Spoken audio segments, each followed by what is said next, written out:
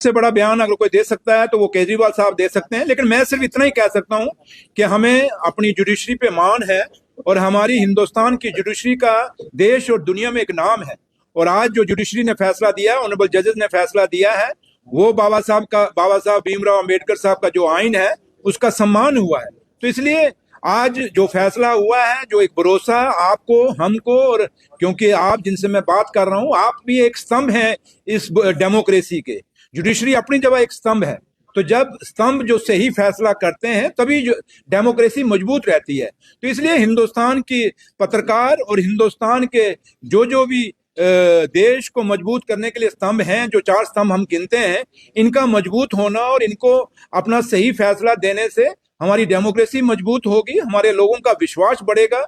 और यही विश्वास, जैसे आज हिंदुस्तान की जुडिशरी पे, हमारे जजेस पे लोगों का एक विश्वास द्वारा एक फख्र से सिर ऊंचा हुआ है, ऐसे हम चाहेंगे कि देश की जो पत्रकार हैं, जो मीडिया हाउसेज हैं देश में, वो भी बड़े फैसले लेंगे और इस डेमोक्रेसी को मजबूत करने के लिए वो भी अपने, जैसे पहले माजी में वो करते आए हैं, वैसे फैसले करें जिससे लोगों को फायदा होगा और लोगों की सही आवाज जो है देश और दुनिया तक पहुंच सके, ये उम्मीद हम करते हैं। चौधरी साहब, 2 दिन पहले आपके भी ब्रदर को टारगेट किया गया है। इस तरह की जो रेड्स हुई है कुछ साल पहले जो अरविंद केजरीवाल के साथ हुआ था, आप भी न्यायपालिका पर पूरा विश्वास रखते हैं? देखिए, जहां तक मेरे ब्रदर का क्या हुआ, कैसे हुआ, क्यों हुआ, ये चीजें मेरे ख्याल आप खुद कहें तो ज्यादा है, क्योंकि आप लोग कोई बाहर से नहीं है।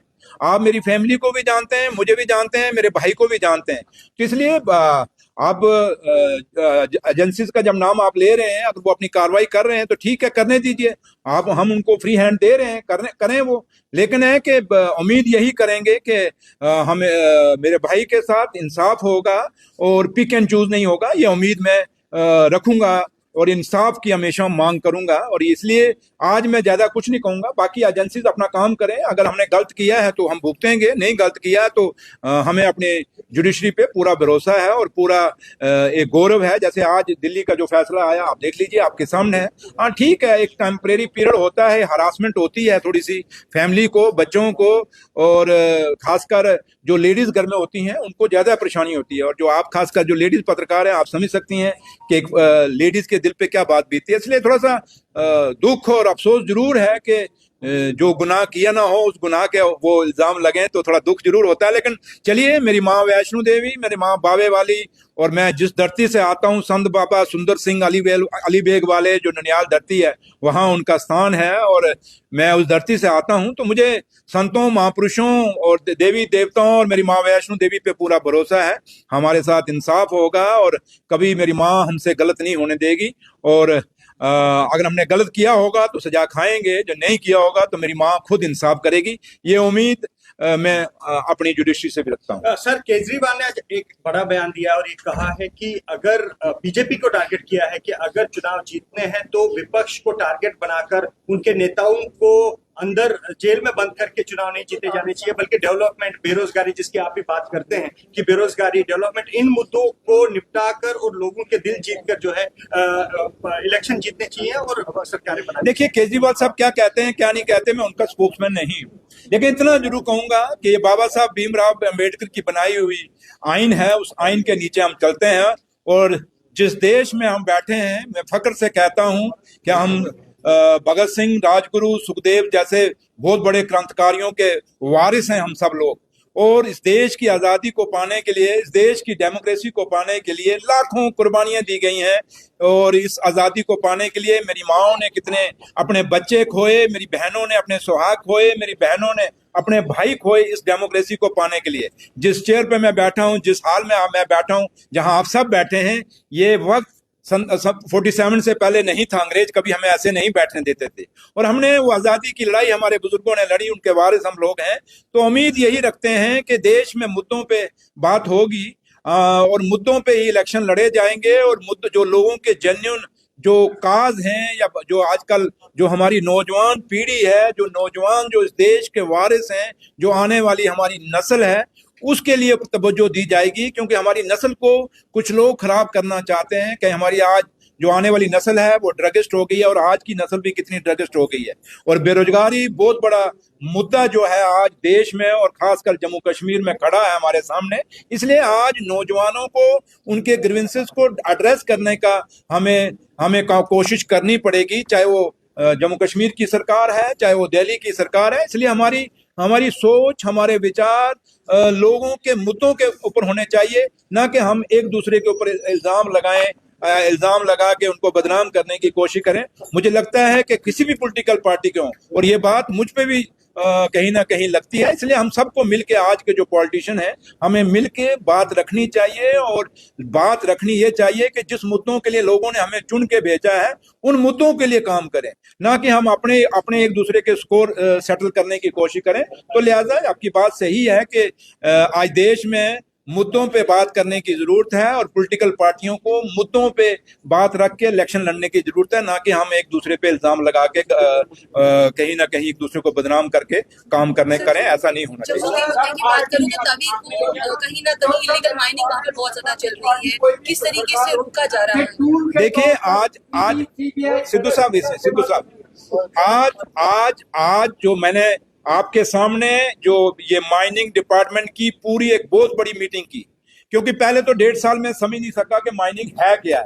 रोज मेरे पे इल्जाम लगाते थे, आप लोग भी मेरे से गिले शिकवे करते थे कि इलीगल माइनिंग हो रही है, लेकिन सच्चाई ये थी कि मुझे पता नहीं था। आज 1.5 साल बाद मुझे पता चला कि माइनिंग डिपार्टमेंट खाली माइनिंग डिपार्टमेंट नहीं है, बल्कि इसमें जो हमारे डिस्ट्रिक्ट के डीसीज हैं, वो जो डिस्ट्रिक्ट की टास्क फोर्स है माइनिंग की, उसके वो चेयरमैन हैं, एसएसपी जो डिस्ट्रिक्ट के हैं वो वहाँ मेंबर हैं, डीएमओ उसका मेंबर है, और जो माइनिंग डिपार्टमेंट जो प्रोग्राम बनाता है, जो पॉलिसीज बनाता है, उसको इम्प्लीमेंट करने के लिए वो आगे हमारे वहाँ खड़े हैं। तो लिहाजा आज जब मैंने मीटिंग ली, आपने देखा होगा जम्मू के जो डिस्ट्रिक्ट के डीसी साहब का, क्योंकि डीसी साहब छुट्टी पे थे, उनका रैप यहाँ पर एडिशनल डीसी साहब आए थे, एसएसपी साहब के रैप आए थे, और पूरे डिस्ट्रिक्टों के डीसी, काफी सारे डीसी जुड़े थे, जहाँ उनके रैप जुड़े थे, एसएसपी जुड़े थे, पूरे जम्मू कश्मीर यूटी के, और जहाँ एसएसपी उनके रैप जुड़े थे। आज एक बात क्लियर कर दी है हमने कहा कि इलीगल माइनिंग नहीं होगी। जैसे मैं कल गया था खुंदवाल में, मैंने देखा कि वहाँ एक कंपनी है, कोई शिवालय, उसने पूरा तभी को ही डाइवर्ट कर दिया, और आज खुंदवाल और जो आपका शेर कश्मीर एग्रीकल्चर यूनिवर्सिटी चट्ठा, जो वहाँ आपका वो पूरा पानी आया था, बरसात में फ्लड आया था, उसका कारण जो था बांध वहीं से टूटा था खुंदवाल से। और उस खुंदवाल का बांध टूटने का कारण सबसे बड़ा ये था कि वो शिवालय जो कंपनी थी उसने पूरी तभी को डाइवर्ट सेट कर दिया था, और बांध टूटने से आज हालत ये जो मैं कल देख के आया हूँ बेलीचराना और खुंदवाल के अंदर, कि अगर उसको नहा रोका गया तो ये पूरा खदवाल, ये चट्ठा, ये चट्ठा पिंड, ये चट्ठा फार्म, ये नीचे के जितने भी हैं बलोल तक इलाके हैं, सारे तबाह हो जाएंगे। तो इसलिए इस माइनिंग को रोकने की जरूरत है, और आज मैंने बिल्कुल क्लियर डायरेक्शन दे दिया है कि विदाउट पर्ची क्रैशर से कोई गाड़ी नहीं निकलेगी। जो पर्ची सिस्टम है हमारा, जो जिसको माइनिंग डिपार्टमेंट कंट्रोल करता है, उस पर्ची के बगैर कोई गाड़ी नहीं निकलेगी क्रैशर से। और दूसरा कि जितनी भी गाड़ियां हमारी जो माइनिंग में क्रैशरों पे डंपर्स हैं, या ये अपना जो रेता बजरी का काम करते हैं माइनिंग का, कोई भी गाड़ी, ये आप भी सुन लीजिए, विदाउट जीपीएस नहीं बाहर निकलेगी। ये भी डायरेक्शन हमने दे दी, क्योंकि नई जो हमने रिफॉर्म्स माइनिंग में लाए जब से मैं मिनिस्टर बना हूँ, ये 2 महीने पहले आपने देखा होगा, हमने बाइसैक एक कंपनी जो है वो, उसके हवाले पूरा इसका नेटवर्क ऊपर से हम पूरा चेक करेंगे थ्रू नेटवर्क के, भाई कहाँ कहाँ सैटेलाइट से हम देखेंगे कहाँ गाड़ी कौन सी है। और दूसरा हमने सीधा जितने भी एमडीएल से, क्योंकि एमडीएल एक ऐसा था जो ये लोगों को डिस्पोजल दिए जाते थे, मिनरल डिस्पोजल दिए जाते थे, जिसके साथ इलीगल माइनिंग, वो आज की डेट में सारे एमडीएल मैंने कैंसिल कह दिए, मैंने उनको कह दिया है। जितना भी एसटीपी जो शॉर्ट टर्म परमिट थे, उन पे बड़ी बड़ी कंपनियों को दिए गए। मैंने कहा उसको भी, मैंने सेक्रेटरी साहब क्योंकि नया उन्होंने ज्वाइन किया, मैंने उनको डायरेक्शन दे दिया है, जितनी भी एसटीपीस हैं उनको रिविजिट करिए, अगर कैंसिल करने की जरूरत है तो कैंसिल करिए। कोई भी कंपनी की गाड़ी, कोई भी क्रैशर की गाड़ी विदाउट जेपीएस नहीं निकलेगी, विदाउट पर्ची माइनिंग पे नहीं निकलेगी। ये आप लोगों को हम आज ये जो रेता पर्ची के जो रेट्स हैं, क्या इसको सरकार कोई रेगुलेट करने जा रही है? पब्लिक डोमेन में रेट्स डाले जाएंगे? मैंने वही कहा, ये जो मैंने आपको पर्ची कही ना, जब ये पर्ची इंप्लीमेंट होगी, क्योंकि आज देखिए मैं वही कह रहा हूँ ना कि ये जो पर्ची आज हमने इंप्लीमेंट की है, अब इलीगल माइनिंग नहीं होगी। जब लीगल पर्ची से सब कुछ जाएगा फिर हम कंट्रोल करेंगे उसके बाद। अभी तक रेट्स हैं इसके मिनिमम मैक्सिमम क्या रेट है? Mining as it is mining department से कोई वो नहीं हुआ, लेकिन ये चीजें आप लोगों ने बड़ी बड़ी मेरे नोटिस में लाई। मैंने कहा ना, जैसे आज मीटिंग जो मैंने की, इतनी बड़ी मीटिंग आपके सामने हुई, आपने खुद देखा है कि वर्चुअल मोड, कश्मीर पूरे से वर्चुअल मोड पे लोग ऑफिसर सारे जुड़े हुए थे, डीसीज एसएसपी जुड़े हुए थे, जम्मू के भी जो आउटर जितने भी डिस्ट्रिक्ट हैं, किश्तवाड़, डोडा, राजौरी, पुंछ से सारे डीसी एसएसपी जुड़े हुए थे।